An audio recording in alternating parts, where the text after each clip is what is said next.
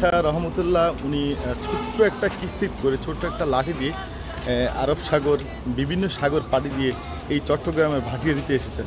আসলে আপনাদের মনে খুব আগ্রহ হচ্ছে, যে আমারও হয়েছে, যে কিস্তিটা নাকি অনেক ছোট একটা কিস্তি করে ছোট একটা লাঠি দিয়ে সাগরের পর সাগর কীভাবে পাড়ি দিয়ে উনি এই বাংলাদেশের এই চট্টগ্রামে আসলেন, সেটা আসলে দেখার খুব আগ্রহ।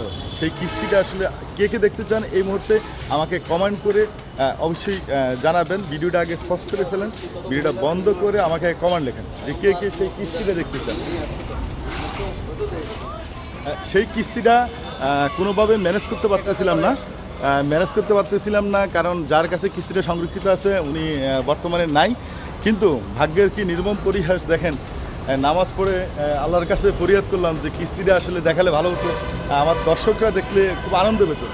তো যাই হোক, কয়েকজনের সাথে আলাপ করলাম, কিন্তু ভাগ্যক্রমে দেখেন কিস্তিটা কিন্তু কি বলতাম, এটা কি কোন ধরনের কেরামত কিনা আমি জানি না, আপনারা অন্যভাবে নেবেন না ব্যাপারটা। কিস্তি কিন্তু আমার সামনে চলে আসছে, সত্যি আমার সামনে কিস্তিটা চলে আসছে। এই সেই কিস্তি দেখুন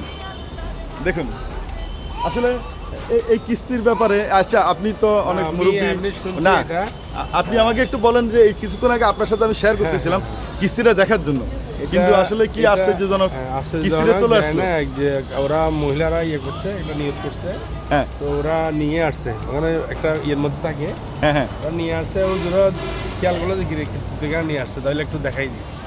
মানে সত্যি এটা হুজুর, এটা একটা চমৎকার একটা ঘটনা ঘটে গেল।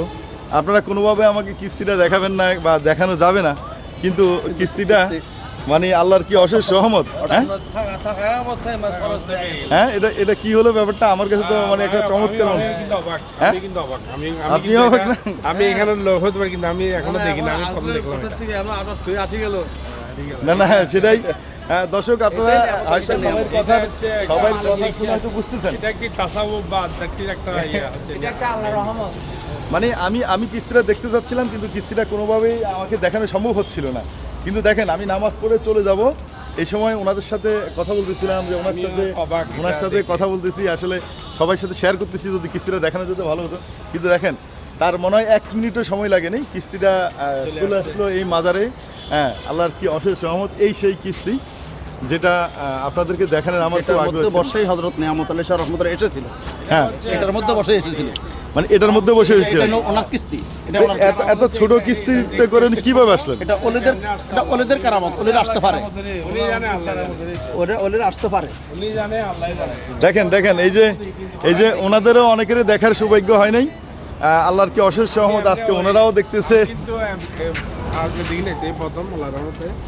পানি খায় অনেকে।